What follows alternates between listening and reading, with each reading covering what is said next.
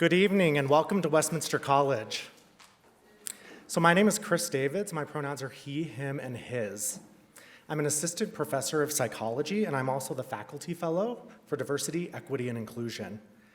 Tonight, I'm honored to introduce our second event of the 2019-2020 B.W. Bastian Diversity Lecture Series.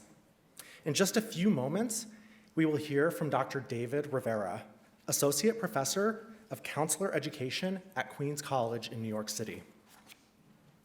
Before we begin, I would like to acknowledge that we have several campus administrators and trustees who are in attendance this evening. In particular, I'd like to welcome our president of the college, Dr. Bethany Dobkin. Every time. I'd also like to recognize Dr. Tamara Stevenson, our current Chief Diversity Officer, and thank her for her advocacy and support of the Diversity Lecture Series.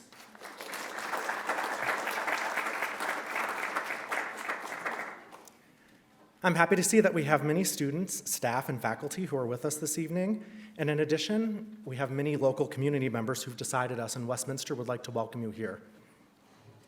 Our presenting sponsor is the B.W. Bastian Foundation, which supports local and national institutions that benefit, encourage, and preserve the rights of individuals, promote equality for the LGBTQ+ community, and support HIV and AIDS programs.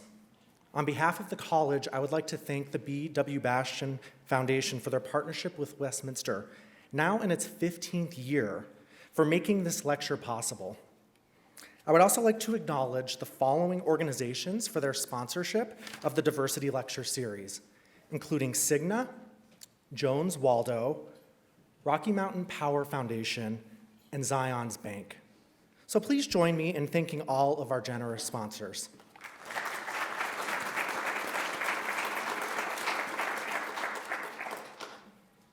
I would like to recognize that we are gathered this evening on the land of the Goshute, Navajo, Paiute, Shoshone, and Ute peoples. I ask you to join me in acknowledging these communities, their elders, both past and present, as well as future generations. We here at the college acknowledge their stewardship of this land through many generations. Here at Westminster College, incredible work is being done to support first-generation college students through the implementation of our legacy programs through a partnership between the Student Diversity Inclusion Center and the School of Arts and Sciences. These programs, only 3 years in the making, have already received national accolades and have proven highly effective at supporting the retention and persistence of these students. Given this work, Westminster College was designated as a First Forward institution by the National Association of Student Affairs Professionals. This is the nation's first recognition program acknowledging institutions of higher education for their commitment to first-generation college student success.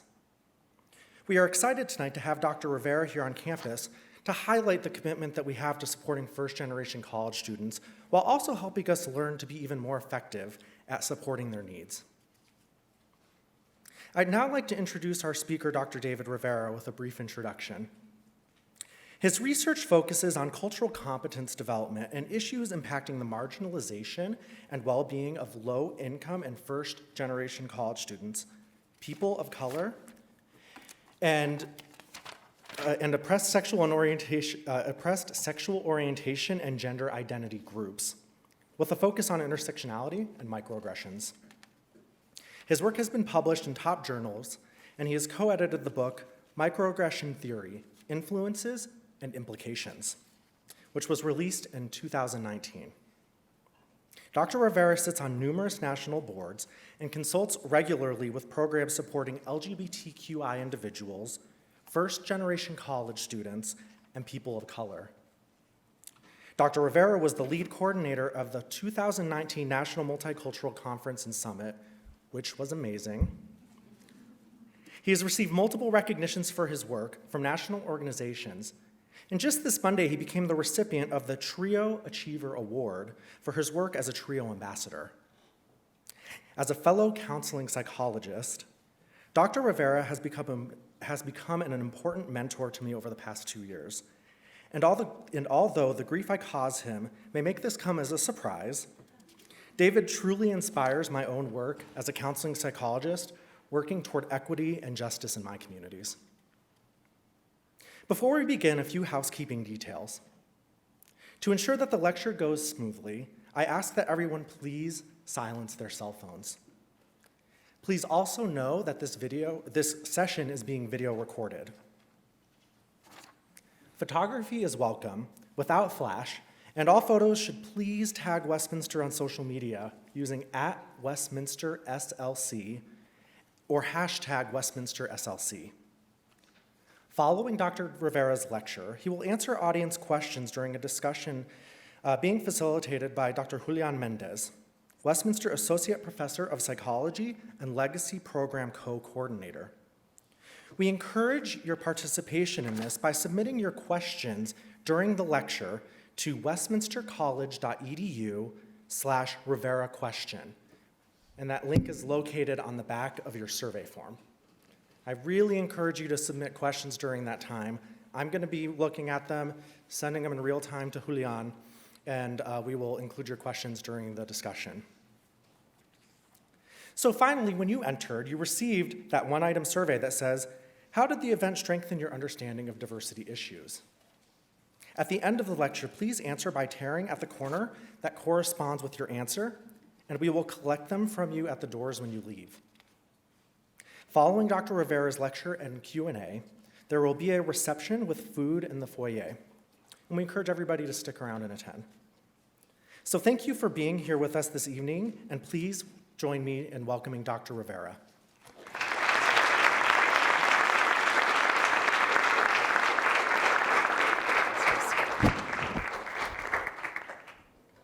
All right. I was told I need to stand back here. I like to move around, so if I start to inch my way over, we'll have to just go with it. So I'm going to start out with a day in the life. Starts with him waking up at 8 a.m. to the grating sound of his alarm clock, a sound that he had never liked. He'd been programmed to dislike it, primarily because he's not a morning person, and he still isn't. He woke up like any morning, not happy, and this wasn't because of the alarm clock. It was because of what he had to look forward to that day. It was April of the spring semester of his first year in college. He'd been waking up at 8 o'clock every morning, or at least briefly, to hear the alarm clock wake him up and then turn it off. It was enough time for him to shower, to get dressed, and to make his way across campus to his 9 a.m. class. But he soon figured out that in this class of 250 people, he wasn't going to be noticed if he didn't show up. And in that class, he just felt like a number anyway. He didn't feel seen. He didn't feel understood. He didn't feel validated. He didn't see others in the class that looked like him. When people shared their opinions and their experiences, they weren't experiences that he could relate to. He didn't dare share his experiences, knowing that they probably wouldn't be related to by the others in the class either. And so he decided that he would just not go. And he made this a pattern. Even though he'd wake up at 8 o'clock, he wouldn't go to that 9 o'clock class because of the feelings that he would have of marginalization. Now, in a class of 250 people, anybody in the class is going to feel just like a number, right? Anyone's going to feel probably a little invisible, a little not seen. But he wasn't just experiencing it there. He also experienced it in his English composition class, which was capped at 20, right? He also felt it when he was just walking across campus from his dorm to the classroom, walking through the student union, passing tables of students laughing, enjoying their time together. Yet he would just walk around with a brief smile on his face, not connecting with anybody, not stopping at any of those tables. Nobody was waving at him to say, hey, come and join us. He didn't see anybody again that he knew. He felt, again, like a stranger in this campus. He felt this way also in the dining hall, which is why he often skipped meals. Right? He also often skipped meals because he realized that he could convert his full meal plan to an 18 or 12 meals a week so he could save some money. Coming from a low-income background, he'd been accustomed to helping to support his family financially since high school, since his first jobs. And he continued to do so, using some of his financial aid to help support his family. And so he stayed in his room that day, like every other day. Noon came around. He could have went to the dining hall, but again, he had to count how many meals he had left on his plan. But he also didn't feel included there. He would likely sit alone again for the probably 50th time, still feeling alone, still feeling not included, still feeling not seen, still feeling invisible. And so he decided just to have a bowl of cereal like he usually did. Thankfully, his aunt had given him a second-hand refrigerator, so he was able to at least have some cold milk in the room. But that became a constant of his diet. And as we know, eating cereal, even though it might be tasty, is probably not the best diet to have.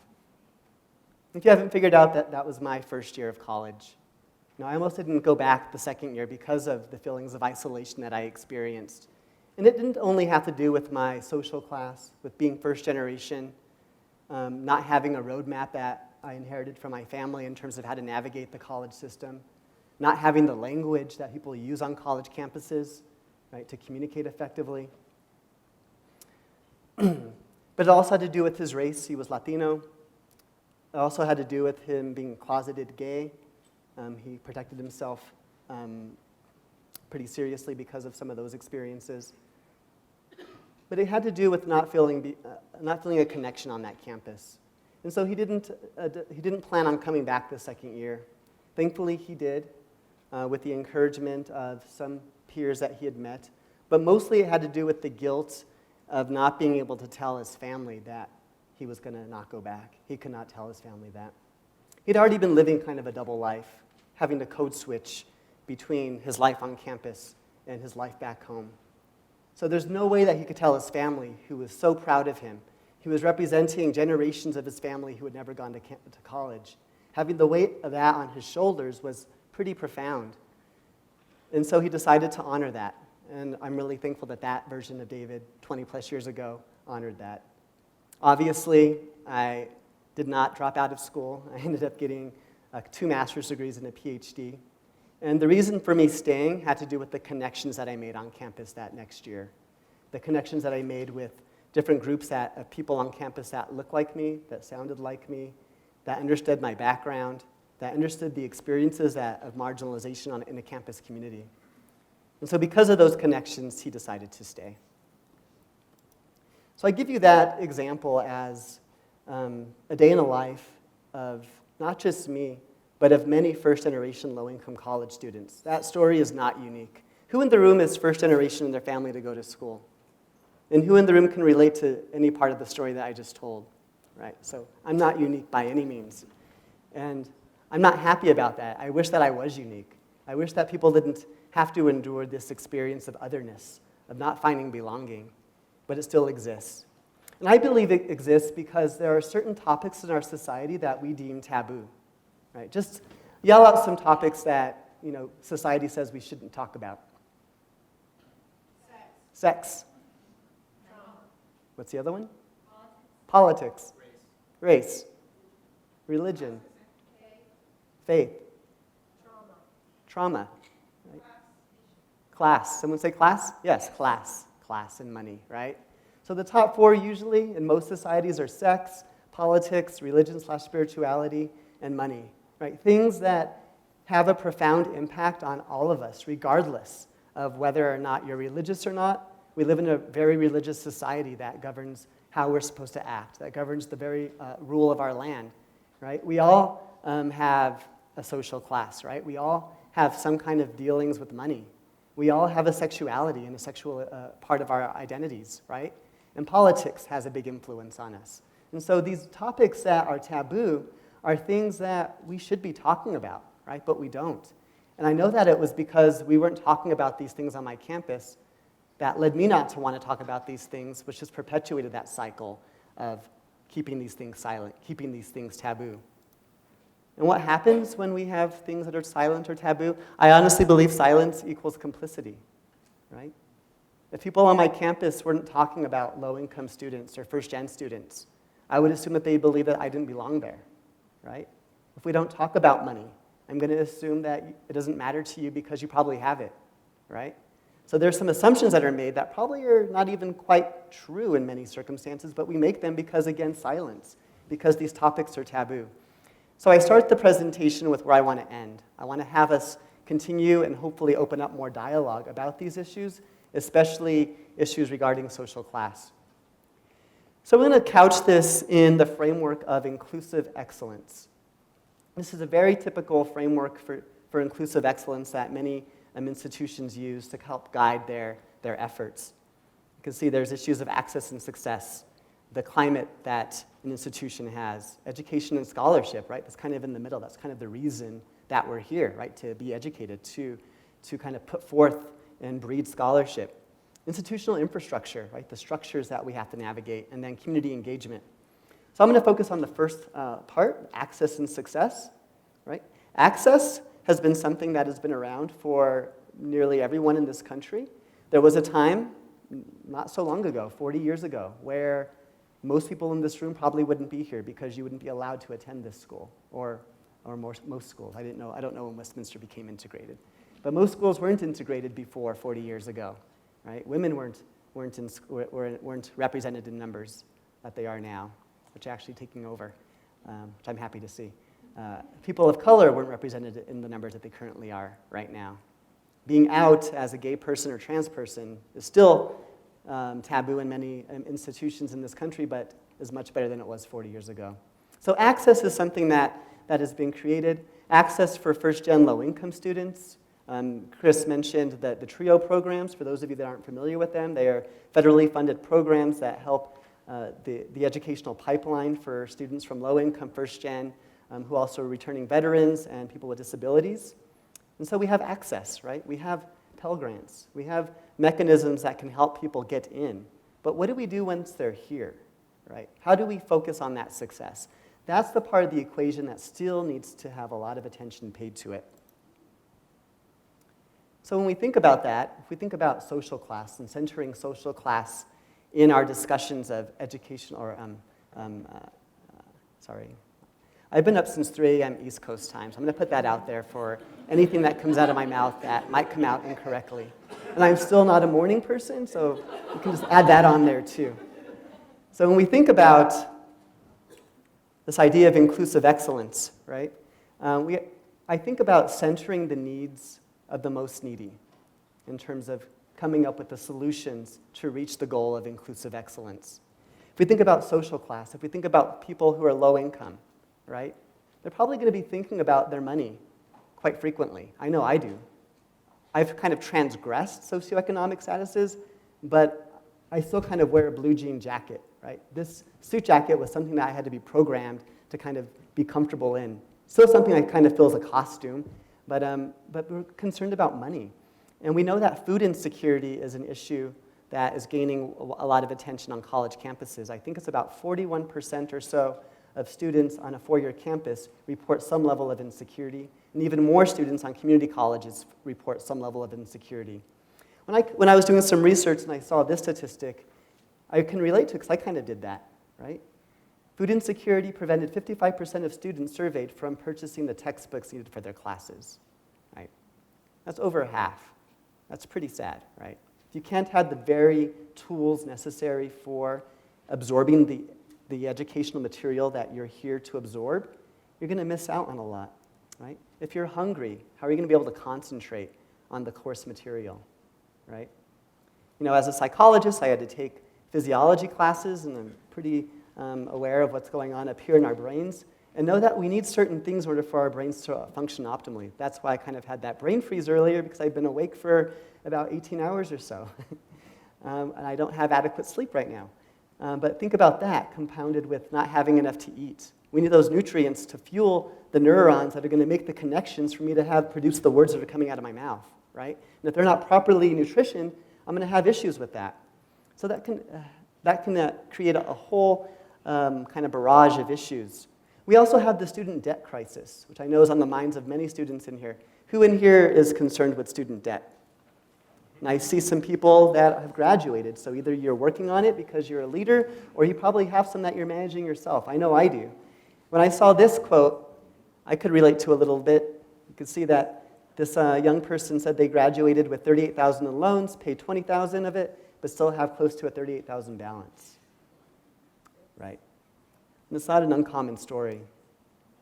People kind of forget that just because they have the loan doesn't mean they're going to be able to actually start paying it back right away. So there's a thing called forbearance, not forgiveness, we want to work towards forgiveness, but forbearance, right? When you delay paying, but your loans still usually accumulate interest, and that's how you can get into a situation like this. And I know many people, many of my students and former students who have been in situations like this. And so you're carrying around that kind of student loan like a ball and chain, and you can carry it around for quite some time. People are projecting that this generation of students will likely possibly die with a lot of debt, either student or consumer, or both. Something that we have to think about even more deeply about this debt and what it means is it's going to prevent a low-income person from reaching the next level of social class or for their family, right? If you're concerned with paying off debt, if your debt-to-income ratio is so high that you don't qualify for a housing loan, how are you going to be able to accumulate that property, right? We often use property as one of those main indicators of passing on wealth, right? If we're not able to accumulate that, how are we going to get people out of low-income situations, right? It's quite likely that we're going to see people fall back into those low-income situations, which really breaks my heart. I was talking about needs. In our quest for inclusive excellence, I truly believe that if we center the most needy, if we center students with the most need, it's likely going to reach all the other students that we're concerned about. And we have to start with the basic needs of everybody, right? So Maslow's hierarchy, I'm sure many of you are familiar with this. And if you took a Psych 101 class, I'm sure you had to learn it. But if we look at the basic needs, we look at physiological needs. And I kind of already went over some of these: water, clean water, food, nutritional food, warmth, so having some kind of shelter, and rest. And then we have safety issues above that. This pyramid kind of indicates that if one of the base layers is not actualized, you can't kind of actualize the next one. And so we kind of want self-fulfillment, right, in this model, meaning self-actualization. And I honestly believe that most people probably never reach that because most of us have some kind of roadblocks that prevent us from actually optimizing or reaching that optimal level of self-actualization where we're achieving our full potential and actually living out our full potential. I think about some other concepts related to the experiences of someone who is first generation or low income. And there's a concept called relative deprivation. I used to teach cultural psychology, and this is where I first came across this term. And in a nutshell, it's a lack of resources needed to maintain physical needs that are normative in the immediate environment. So think of that low-income student, right, who was likely living in a low-income area, right, surrounded by people that were of a similar cultural background, possibly, that knew their way of life, right, that might have had a similar preoccupation with money because of a lack of it, right?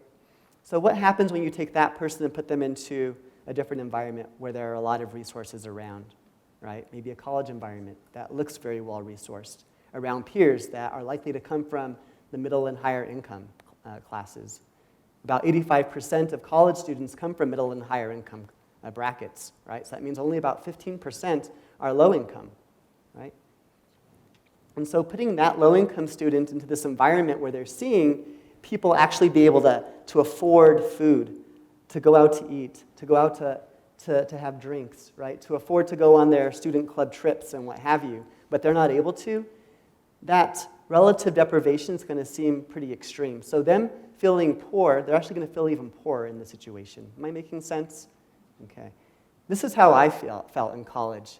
And even to this very day, I lived on the Upper West Side of Manhattan when I first moved there. Very rich, affluent community. I wasn't poor at the time, but I still felt poor because I was surrounded by people that were much richer than I. Moved to Brooklyn, to a more working class neighborhood where I currently live, and I don't feel that anymore. I actually feel very much at home. So this idea of relative deprivation can have a big impact on your sense of belonging, right? If you're feeling deprived in a situation because you're not able to access or obtain those resources that you see everyone else enjoying, you're going to feel extremely deprived, and you're not going to feel connected or a sense of belonging. I also think about mental health. I'm a psychologist, and I'd be remiss if I didn't talk about some of the mental health implications. But instead of me doing it, I pulled up a couple tweets that that I found on the internet, and one of them reads, "Someone needs to hear this. Your thoughts are not the only thing that are impacting your mental health. Poverty, homelessness, student loan debt, unaffordable housing, food deserts, low-income racism, discrimination, and unaffordable health care can also impact your mental health." And the other one goes on to say how these issues can be thought of and conceptualized as helping to prevent suicide even, right? Again, if our basic needs are not being taken care of or actualized, that's going to have a profound impact on our overall sense of well-being and who we are, including our mental health.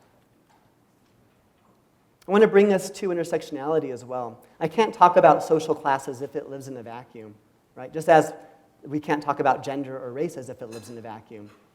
All of our identities kind of live in unison with one another and make sense of how we understand the world around us. There's this term intersectionality, and I'm sure many of you are familiar with it. It's not used quite properly most of the time. Most of the time it's used on the individual basis, where we're thinking about the individual identities that compose one's worldview and what have you. But what it really has to do with systems of power. And Kimberly Crenshaw, who's a legal scholar, critical race theorist, is the one who is credited with developing the theory of intersectionality.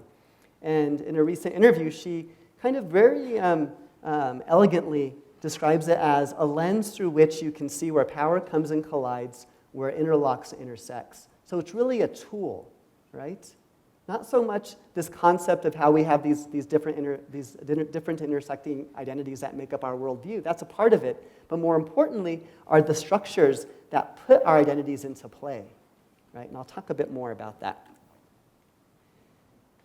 So this intersectionality diagram explains it. Does it make sense? No. I'll elaborate on it. But it's the closest depiction of intersectionality that has come to explain how I understand intersectionality. It was developed by my psychologist cousin, Kim Case, who's now at Virginia Commonwealth University, a social psychologist. In her book, Intersectional Pedagogies, she uses this image to describe intersectionality and how it impacts people on the individual level and how the systems are kind of engaging in that process. So we see here a number of multicolored concentric circles, some that are, if you think about some dimensionality there, some that are closer to the surface, some that are hidden, some that are partially in view. You can kind of think of those as our individual identities, if you will, right? How some of our identities are more present on the outside, right? You probably would assume that I'm a man. That could be incorrect, though. We make a lot of misassumptions. But that's one of the identities. I am a man. That's how I identify. That's more present on the outside based on how I kind of costume around as a man. We also, you might even be able to identify my ethnicity as being Latino based off of my name. So some things might be more present, but things like social class, things like sexuality, things like disability even, might be some of those things that aren't seen because they might be invisible to somebody looking from the outward onto you. We see concentric circles, right? So there's multiple identities interacting with one another. What I want to focus on are on these gears. The gears are what put this into motion. I wish this was a kind of a GIF where you can kind of see this kind of going and kind of operating. But the gears put it into motion. The gears are the structures in society, the institutions in society, politics, education, the criminal justice system, health and human services, right? These institutions that kind of govern how we are to access and use resources in this country. But these are the things that kind of put our identities into motion. These structures in society are things that everybody has to navigate in some way in order to access them. For some people, these structures and navigating them make sense because they were built for their success. But for most people, or I should say many people, probably most people, these structures weren't built for their success. And so they have to navigate them in a certain way. But if you don't take a deep look into it, if you don't interrogate these structures and how they impact your life, you're likely just to kind of go along for the ride as if it was a roller coaster or a runaway car that kind of lost its brakes, right? So it's important that we interrogate how these structures impact how we understand ourselves and how we understand people around us. So I kind of hope that makes a little bit more sense for this intersectionality figure. I also want to talk about, again, some of the impacts that low-income first-gen students have. But I want to go to this Healthy Mind study. It's an annual study that kind of assesses the U.S. undergraduate and graduate student population in terms of wellness. And what they have found is that the most vulnerable population is this triple threat, right? Low income, first gen, and a student of color. Right? That's kind of everything that I hold within me right now. And so as I say that, I kind of get a little emotional. We know that if you're struggling financially, as I mentioned, you're gonna face a unique set of challenges. This preoccupation with money is often gonna be there. Your relationship with money and financial resources is gonna be different. People that don't have a lot of money are probably not gonna be able to do a lot of monetary or financial planning, right? And so that part, I know that I've suffered from that in terms of learning how to finance my money. There's also some other statistics from the National Center for Educational Statistics in terms of the percentage of first-generation college students that are in our country's universities. Over the past 20 years, we've seen a huge increase in first-generation college students. As I mentioned earlier, low-income students still make up a small percentage of all college students taken together. And so we see that there's this increase in students, just as there's an increase in students of color over the past 40 years and an increase in women, yet our institutions still maintain a relative similar structure, right? I've worked at or attended, I've lost count, I think about 13 or 14 colleges and universities, including Ivy Leagues, land-grant public schools, community colleges, and all of them have the same basic structure, right? And my whole premise is that until that structure changes, they're going to require people like me to come and talk to you. We're going to require a chief diversity officer. You probably still want a job, right? But I'm sure you could do a lot of other things too, right? But we're still going to rely on a lot of these supports to kind of help our institutions become inclusive. And my whole quest is that you won't need us anymore, that I can go and study some other things. Maybe I can study just more optimal functioning as opposed to these deficits and these, which I don't like the deficits model, and we'll get into some of that later, and some of these other lack of resources that people have to experience. Just a few other roadblocks to belonging, and I want to put this one out there because this is huge. A lot of people have fallen into the belief that we live in a meritocratic society, right? Meaning that everybody has the same starting point. Everybody comes to a situation with the same amount of resources. Everyone is born on the same footing. That's not true at all, and I think that we all probably know that. So this myth of meritocracy, though, still lives on in this country, especially with the privileged, right? And if you think about how policies that are addressed towards the low income in this country, and when they're coming from somebody with privilege, they often miss the point of what's really needed there because of this myth of meritocracy, because of this idea that people should just be able to pull themselves up from their bootstraps. I'm from Wyoming, and so that kind of analogy sits well with me, and I'm sure that kind of makes sense here. When I say Ulster, people are like, what does that even mean? Implicit bias kind of stems from there, right? And nobody is immune from implicit bias. You know, the Anthony Greenwald and Banaji, who created the implicit associations test and have done so many studies with it, find time and time again, when I take it periodically, because I'm kind of hoping maybe I'll be able to get by this time. No, I'm still biased, right? We all are, right? And that's kind of okay. As a human being, that's just kind of how we're programmed at this stage. But what we can do is we can be aware of our biases. We can be aware of how those biases are translated into the actions that we have with other people, into the policies that we are writing, into the, if you're a professor in here or students, into the scholarly work that you're producing. Those can also lead to microaggressions. Again, that's my main wheelhouse, subtle, covert forms of discrimination. Who here knows about microaggressions? Yay. So most of us do. 10, 12 years ago when I was first talking about them, I wouldn't get a single hand. And so the whole entire presentation had to be on microaggressions. But now we could just kind of talk about what they are. So in terms of social class, and we'll talk some about this when I talk with Julian, can sound like a classist language, right? Calling something low class or low rent is a form of classist language. There are certain assumptions that people make even on geography in the country. So if you're from a rural area, which I'm from, or you're from the South, those are often deemed less intelligent parts of the country, which is absolutely not true. Hope that we all kind of agree with that. So just some microaggressions that tend to be out there. Those can lead to stereotype threat. That's when you internalize a negative stereotype about yourself. And so you don't believe it, but it's so strong that just being reminded of that identity can have that stereotype kind of live and kind of be put into effect. Imposter phenomenon, something that I still struggle with on a probably daily basis, quite honestly. Being one of only, Latinos only make up 4% of the academy. And so most settings I find myself in, outside of Queens College, which happens to be extremely diverse, tend to be ones where I don't see other Latino faculty, right? And that could be a very lonely situation to be in and can cause me to sometimes question, my validity for being in a certain situation. Roadblocks to belonging can also create stigma with help seeking, and that's one of the things that we don't want to see happening. You can have the best intervention set up on your campus, but if students are feeling disconnected and not in a lack of belonging, they're likely not going to seek help on that campus. And then dignitary harm, which is a relatively new concept. It's one that I really haven't seen any writing about.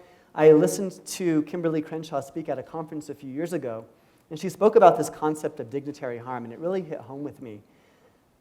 Dignitary harm, in Crenshaw's view, occurs when you have to sacrifice one or more of your identities because they're not seen or invalidated, or because they might put you in harm's way, right? And so you might choose to keep some of them quiet. But when you do that, it causes you to kind of be disintegrated, right? Unintegrated in a way, where your identities are no longer working together, but you're trying to quiet some of them, or some of them are receiving a lot of threats. And so it can do some harm to dignity, which is that basic understanding, that basic premise that we deserve good things to happen to us, right? And having that kind of mentality, having your dignity intact, is extremely crucial for navigating complicated systems such as higher education, right? And so someone whose dignity is compromised is likely to believe that they don't deserve good things to happen to them in life, right? So maybe they drop out of school because they believe that they don't belong there, right? And so for me, dignitary harm might be one of the most harmful things to happen to somebody. If your dignity is compromised, that can lead to a whole slew of other things to be compromised. That can even lead to you going down paths to try to make yourself feel good through maybe substance use or through engaging in other types of behaviors that might not actually add to your existence. So I believe that social class should be at the base.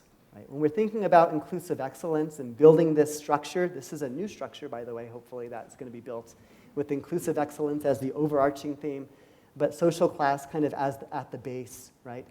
The base is the ground that we stand on, right? It needs to be firm. So if we're firmly situated within social class, if we're taking care of all the needs of our low-income students, of our first-gen students, of students who have a lack of resources, we're going to put them in a better place so that they can actually feel like they belong here, that they can actually enjoy some of the things that they set out to do when they decided to apply to your institution.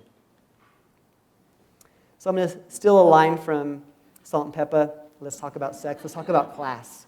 We have to start having more candid conversations about these. So let's talk about class.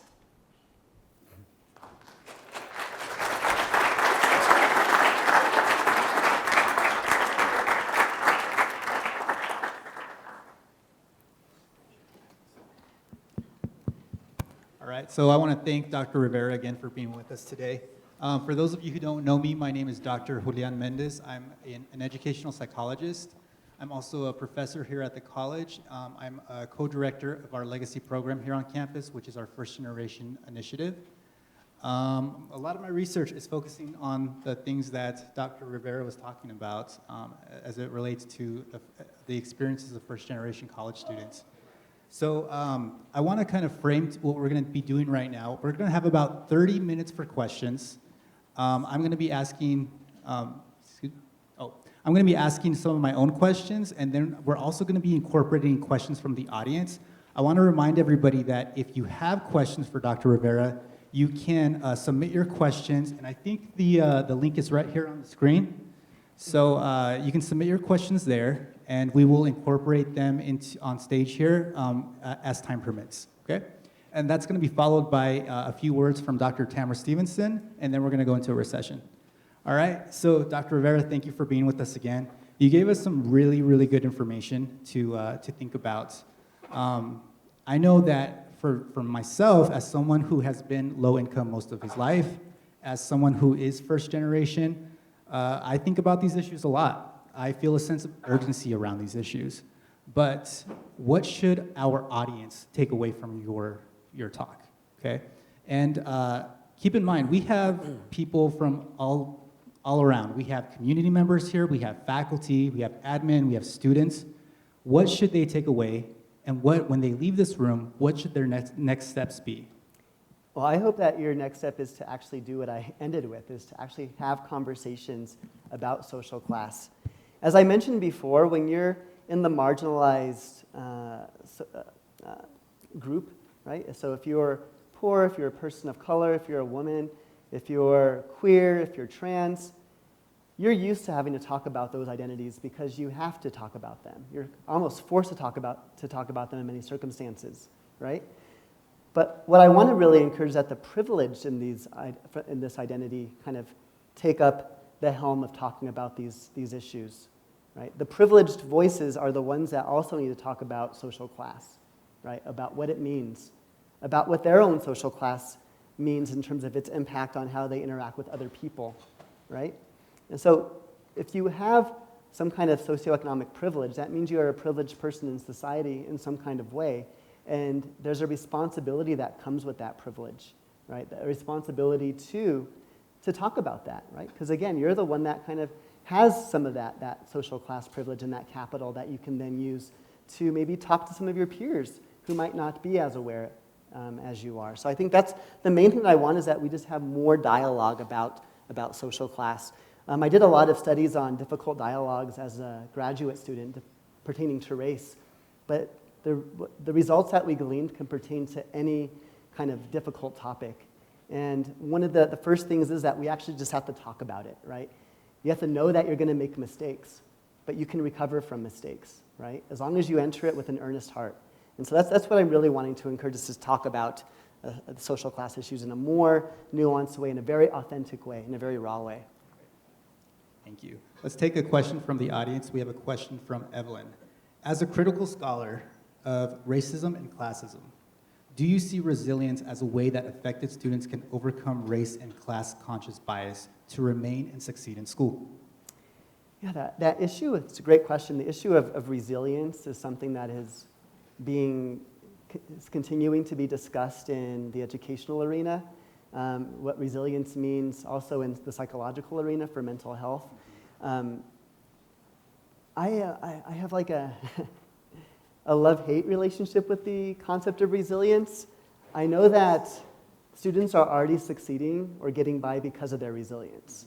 They already have the resilience. I kind of like to take a persistence framework instead of a resilience framework, right? Persistence means that we're actually moving towards something. Resilience can actually just mean that we're actually just enduring something that we're encountering kind of in a static moment. Whereas persistence means we're making some movement, right? We're actually persisting through these issues of bias that we're encountering because maybe we're becoming more actively vocal about them, right? Maybe we are developing ways of confronting microaggressions in the moment, right? And I believe that's more of a persistence kind of a framework. And so I would encourage us to kind of take that in addition to the resilience, but again, resilience, depending on how it's used, and I've seen it used in both good ways and bad ways, resilience can often be a part of that deficits model that is often used too much to conceptualize issues regarding marginalized folks. So I like to take us more towards a persistence framework. Yes, I agree. Yes, all that. I think with the resilience, first generation, low income, traditionally underrepresented, we're often resilient, and we have to be, and this can be a strength in many ways, right? Yeah. But thinking about equity, we shouldn't always have to be resilient. Right. Right? Yeah, absolutely. So on that note, I'm going to go to this question here.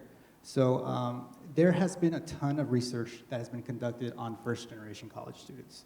And this has allowed us to really understand the challenges that first-generation college students face in higher education. However, Most of the scholarship on first-generation students focuses on their low enrollment, lack of persistence, and their low graduation rates. In other words, scholars conducting research on this topic sometimes approach this topic through a deficit perspective, which you mentioned a couple times now. Yes, we know that students who are first generation, low income, or traditionally underrepresented contend with systematic barriers that may undermine their success in higher education. And it's important to discuss these issues, right? But scholarship on this topic has often led many to believe that first generation students lack readiness.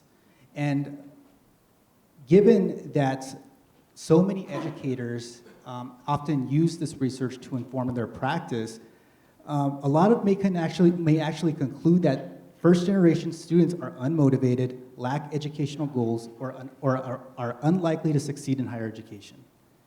Again, these are assumptions with deficit perspectives. You and I have done work with first-generation college students. You and I are for both first-gen ourselves.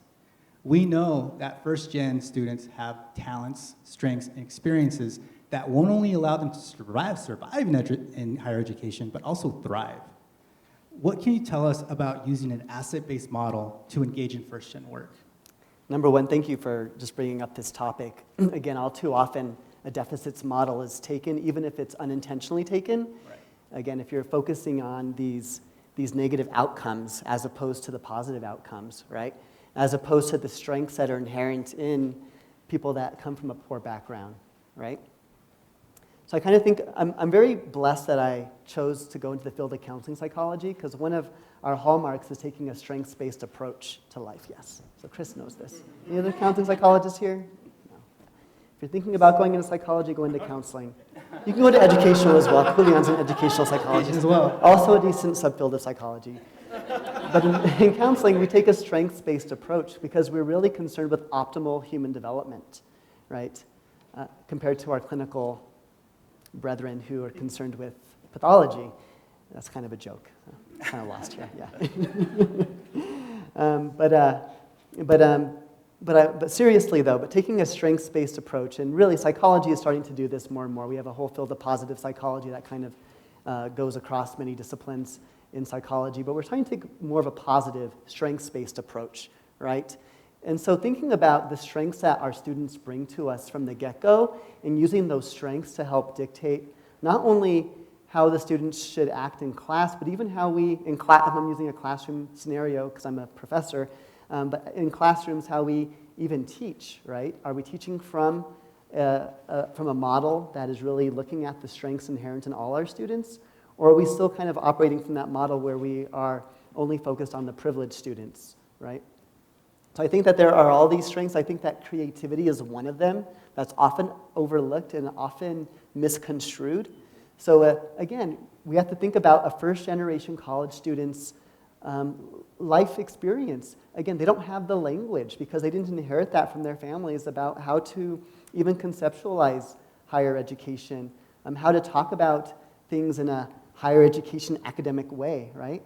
And so there are different ways that we can talk, and we shouldn't dismiss them just because they don't sound like the words or the verbiage that we're used to hearing. But I think a lot of creativity, a lot of creative approaches. When you're poor, you have to be creative. You have to know how to make $20 last you a week or so, right? And so I think that that's one area that I would harness in on right away is what is the creative energy like of these students, right? How are their ways of looking at things, even though they might be different, might be beneficial, right? How might they inform even how I kind of conduct my research or teaching or form policies and procedures if I'm using their kind of brand of creativity. So just as one example, I think creativity is something that we can harness in a very unique way. Yes, absolutely. I think it's the responsibility of everyone, administrators, staff, faculty, to really identify and uplift the strengths of first generation and low-income, traditionally underrepresented students. So we have a question from Lance. What are the most effective ways to help first-gen students develop a sense of belonging in college? How should we restructure our institutions to put social class in the foundation? So we have to talk about it, right? And talking about it these days doesn't just mean verbally talking about it. Our communication is ridiculously expansive.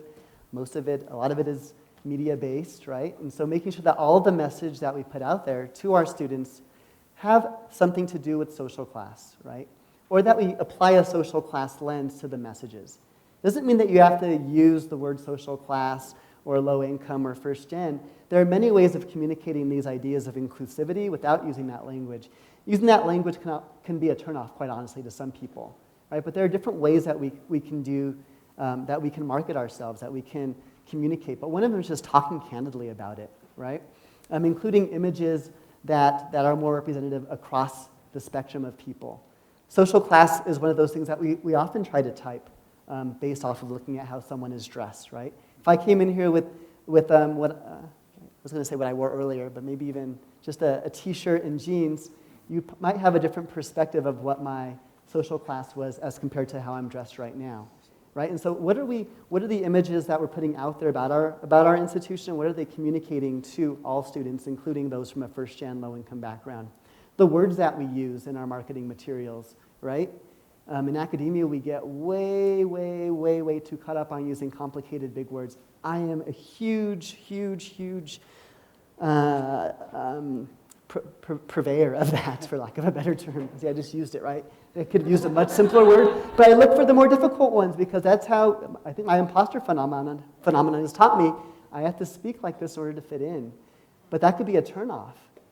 I know that I'm often checked by my family when I come home and I start speaking and I see kind of a confused look. I'm like, oh shit, I'm using those words again that they might not understand. And that doesn't mean I'm not going to stop using them. Like, I'll use them, I'll just explain what they are. But we have to think about the language that we use. Are we using classist language, right? Are we using language that's accessible to people that have not been to college, right? And I'm not saying we dumb down things. I'm just saying we make language accessible so that people can understand and they can see themselves kind of living them, that they can see themselves in those words as well. Yeah, and I think that's true even in like academic articles, right?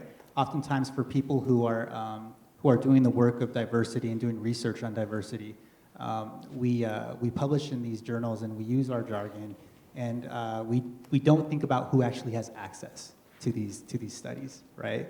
This work is about our communities, but how often do they get to see this work? How often do they get to benefit from this work? Right. So I think we have to even make that stuff more accessible. Oh, definitely. Who has access to this presentation right now? Like, how are we, making sure that everything's accessible to the communities that we care about, right? So actually, that kind of goes along with my next question. So at colleges and universities, we have to communicate with students and their families. We do this through websites, brochures, admission and financial aid offices, mailers, a lot of different ways. I am wondering, through college and university marketing and communication, if we sometimes unintentionally send messages to our low-income and first-generation students that they don't belong in higher ed, how might colleges and universities be doing this, and how can we combat this issue? So I kind of think about the messages that are sent and how they're often focused on the student. You mentioned families and how we need to engage them as well. Right. That can be an essential source of support for any marginalized person, but especially a first-gen low-income student. Again, that's the family and community that they're coming from that understand that part of their identity in a very nuanced way. And so I think engaging the parents is extremely important. So I'm kind of going off topic, and I'll kind of swerve back over. Please. But I think that we need to engage our parents in a very specific way when we're working with first-gen low-income students. Again, I spoke about the concept of code switching or frame switching, right? Which many of you said you participated in, where you act one way in one location and then act a different way in a different social location, right? These first-gen low-income students are often doing that with their families, right? Where they talk one way at school, they often will leave a lot of those issues at school, and then when they go home, they kind of just talk about those things that are at home. So they have this divide, if you will, between their home life and their school life, when we need more integration, right? If we have that divide there, those parents are not going to know how to support their students because their students aren't telling them about what they need support with, primarily for some of those reasons that I articulated earlier. Right? I don't want to stress my family out. I want them to think that I'm doing well because maybe they've sacrificed a lot for me to be here, right? You're not only taking yourself to school with you, but you're taking the weight of your family with you in a very meaningful way, even your ancestors, right? You're doing this not just for yourself, but for your community. And I think that community emphasis needs to be put out there, and that might actually open the doors a bit more, right? We need to help educate families as well about what their students are going through on a college campus.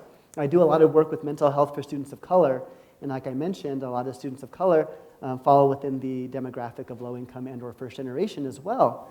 And so there's a lot of overlap there. And we've developed some webinars for parents to learn about how to support their students' mental health in college. We can do the same for social class, right? For first-gen low-income students. Here are some things that your students are going to experience or likely to experience, right? So kind of putting them through an orientation, but not just an orientation, but keeping that alive throughout the duration that we have their children with us under our care. Yeah. So Rob is asking, when teaching about issues like implicit bias and the myth of meritocracy, any hot tips on minimizing reactance and defensiveness in relatively more privileged students? Also, there's a good part to this. Also, which part of big, wonderful Wyoming? What's that? Oh, Cheyenne. Yeah, I'm from Cheyenne. Yes. Yeah, so expect it. You're going to expect resistance. Yes. Right? You're going to expect people to even invalidate what you're saying when you bring up these issues. So number one, I start from that perspective, that I'm just going to expect some resistance.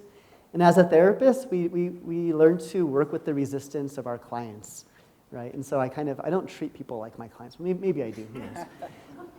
But anyway, so I work with that resistance. I want to meet them where they are. I can't force them to kind of understand the myth of meritocracy like I do if they've never really kind of interrogated it in a meaningful way, right? So I'm going to meet them where they are. It's kind of taking a culturally humble perspective, another psychology term, where you don't assume that people know things like you know them, right? And it could be very, very basic things. So in therapy, we even talk about just the concept of therapy. How I can't assume that my client has the same concept of therapy as I do. So I have to start there with my client. What does therapy mean to you? So I would start with, what does meritocracy mean to you? Make the other person do the talking, right? That will put you on the receiving end, and then you can help to maybe shape some of where that person's thinking is going to go. But again, meet them where their resistance is, ask them what it means to them. And this is not just for meritocracy, but even for race, for sexism, racism, et cetera, any of these issues. And start from there, right? We have to meet people where they are. We have to meet our students where they are, but we also have to meet our naysayers where they are as well. Yeah, I couldn't agree more. I think this is even a hot topic issue among professors and scholars, right? Because we have, professors who say, as we engage in these hot topics, we need to meet people where they're at. But then you have other professors and other educators who say, this is an uncomfortable topic, and it's going to get uncomfortable really fast. And we shouldn't be really worrying about making the more privileged students or audience feel comfortable. We don't have to focus on that. We have to feel uncomfortable all the time. Right. Why should we make them feel comfortable? Right. But as someone who studies learning, I think that, yes, to grow and to learn, you have to engage in some sort of discomfort, right? Mm-hmm. Learning is uncomfortable. Mm-hmm. But you don't want to be so uncomfortable that you elicit like anxiety and things like that, where students actually put their wall up, right? Right. So I think there's just that right amount of discomfort to actually engage in learning in the classroom. I completely agree. Without that discomfort, which can be related to some anxiety, if you will, without that functioning, we don't function, right? And so we kind of need some of that to motivate us to learn. As you mentioned, you're the expert in that arena. But I also think that our language and the language we use in these conversations is extremely important. As I mentioned, I studied difficult dialogues. I don't use that term anymore when I talk about them. Because right now, when you say difficult dialogue, and then you say courageous conversation, which one would you rather be a part of? They're both the same thing, quite honestly. So I start saying courageous conversation instead. That's really what we're doing. We're asking people to be courageous and brave, right? I also stopped using like safe space, because that can lead to the wrong connotation that you're going to feel completely safe here and taken care of. No, it's a brave space, right? I want to invite you to be brave here to share your experiences. I want you to be brave here to even be confronted with the biases that others see in you, right? So starting using different language that's more inviting, can actually open up more space as opposed to closing it down prematurely. So, shoot, I lost, okay. I'll just go to an audience question. This screen keeps getting moved around on me. It's okay, stop it, Chris. Anonymous, how do you feel about merit scholarships? Oh, merit scholarships. I haven't really dug into that one a whole lot. I don't believe in any scholarship that just bases it off of one criteria. There you I'll go. start there, right? If we are only basing it off of merit, we already know that the playing field is uneven, so we already know who's likely to get those scholarships, right? And so we have to put some other kind of qualifiers in there too. Thankfully, that lawsuit at Harvard did not go through. I'm going to clap for that one. But there's some dangerous precedents that could be set by laws and by how these cases are handled. And thankfully, that one is still going to be, hopefully all of us are on that side, but at least in my corner, in terms of what we need to do in terms of making our institutions more equitable. You've spoken to this a little bit already, but just in case you want to say anything else about it, the research is clear on first-generation students in that they are more likely than their peers to have to navigate familial, work, financial, a lot of extra challenges, right? In fact, I was just talking to a student today, one of our first-gen students right here on campus, and they were saying that, Julian, I literally can't sit down and study right now. I can't sit down and study because every time I start studying, I get a call from my parents saying, please come translate this for me. I get a call from my brothers and sisters saying, I need a ride because we only have one car in the family. Right. I get a call from work saying, you got to come in, you wanted those extra hours, here's the time to get them. And they got to take it because they got to pay for tuition, right? I'm wondering, what are your thoughts on this? Is it in institutions, colleges and universities, is it their responsibility to help students navigate these challenges as they try to be successful on their educational journey as well? Yeah, that's a hard yes. If the institution is admitting them, they need to put forth the structures and services to make sure that they are able to succeed. And I don't really know of one institution that is doing that perfectly, again, because we have so many other pressures that we're dealing with. Many do it very well, right? I know that right here at Westminster, I had lunch with the Legacy Scholars staff and just was in awe of all the things that you're doing with this program, the mentorship that you have set up with it. We need more of these kind of programs going on in our institutions, right? This is a step in the right direction where we're actually seeing students that have needs and recognizing them as important enough that we're going to extend some resources to help meet them, right? And so my idea is that if you're letting a student, if you're admitting a student, you know what that profile is. You should be able to assess whether or not you're able to actually serve their needs. And if you're not, maybe that student shouldn't be admitted, right? That's a very controversial statement for me to make, but I honestly believe that we need to take a responsibility, right? So we need to fix our systems, but concurrently we have to put forth services and programs to make sure that while that system is being fixed, these students that we're allowing in are actually going to be served in an appropriate way, in a way that they deserve, in a way that upholds their dignity. Absolutely. And across universities and colleges, there are people who are doing this work, like the work that we're doing right here at Westminster with Legacy. Oftentimes, these individuals are, they're diverse in their identities. They're typically from traditionally underrepresented groups. They're typically first generation themselves. Right. But sometimes this work also comes at the cost of, comes at a price, right? Yeah. For instance, if you take faculty who engage in this work, at many colleges and universities, the emphasis on promotion processes and tenure decisions is on things like research productivity, right? So when it comes to service work, like first-gen initiatives, that stuff is often undervalued in promotion processes. And that's just faculty. There's a lot of other things here to consider for staff and administrators as well. So for the people who are doing this work where it may come at a price, what do you say to them? Like, what advice do you give them? And what should the broader message be to the broader academic community Yeah. about this issue? Yeah, it's a great question. I think about this one a lot. I even do some writing in this area about the experiences of marginalized faculty and staff on a campus and what they're experiencing. The inclusive excellence framework isn't just focused on students. We need to make sure that everybody within our institution is feeling valued and seen and understood and feeling like they're contributing in meaningful ways. Right? That means faculty and staff also need to be addressed. If we're having an issue regarding low-income students on this campus or first-gen issues, if you have a staff or faculty who also has a first-gen or low-income background, they're likely going to be experiencing the same thing, but maybe in a different context, right? They might even be experiencing it at a heightened level because they are privy to conversations that students aren't privy to, right? And so it's important that we also think about our colleagues who have marginalized identities and what are their experiences like, right? Are they feeling taxed? And I know that they are, because I am. I know that they are. I speak to them every day, and there was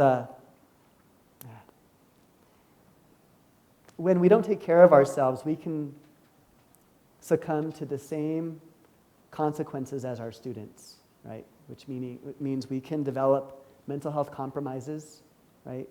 We can even contemplate and carry out suicide, which has been done recently across the country at high levels, right?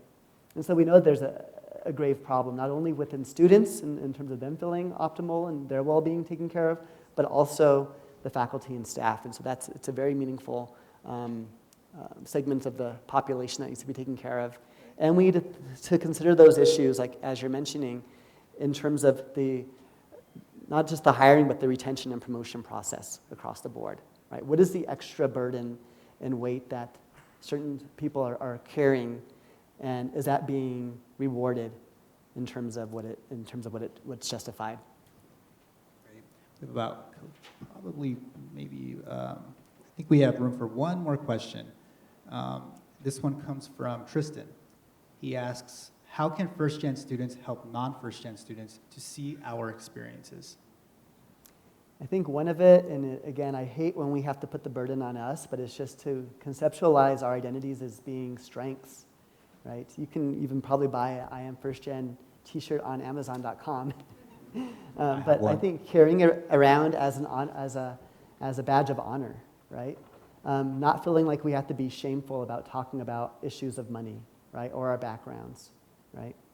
I know that I have a privilege in talking about my low-income background because I have a different socioeconomic reality right now, right? So I recognize that that's a part of my ability to talk about socioeconomic issues so freely in my background. But that shouldn't be the cost that is paid to be able to have that privilege to speak honestly about a very important, a very formative identity of yours. And so I encourage you just to be open about it with one another, with your peers. And what you're probably going to find out is that you're going to find more peers that might have a similar background, right? That might have a first-gen background, that might come from a poor background, or who maybe have a family history that is poor so that they can relate to it in some kind of way.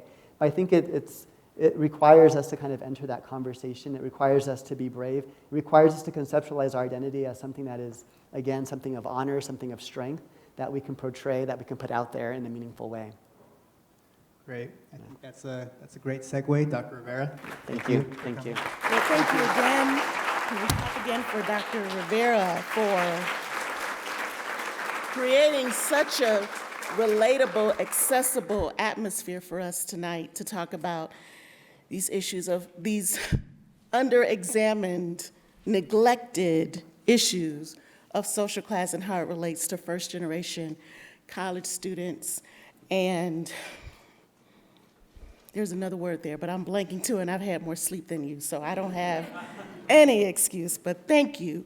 I appreciated how your approach tonight crystallizes the atmosphere, not only for those who are living as first-generation college students. I will always be a first-generation college student, but for those who might not be, but want to understand kind of what this experience looks like, feels like, talks like, sounds like. It's a lot, and so it helps for all of us to understand our different experiences so that we can create this community, this learning community that we seek to have here at Westminster. So I thank you. I also thank Dr. Mendez, because this is sort of a new space for you in terms of. So I'm so excited that your colleague, our colleague, Dr. Davids, kind of drew you into doing this. It was the perfect combination. So thank you, Julian, and thank you, Chris.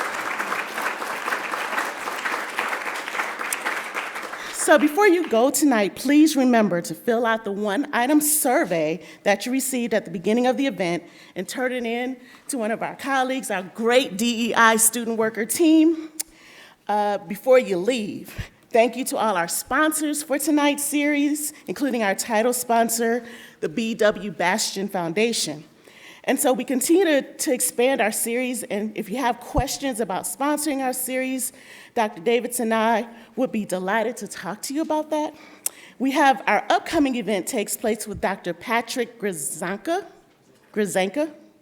on December 5th, who will present The Born This Way Wars, Sexuality, Science, and the Future of Equality. So after submitting your survey, please hang out with us just for a little bit for some appetizers in the foyer. So thank you for coming tonight. Have a great night. We look to see you next time.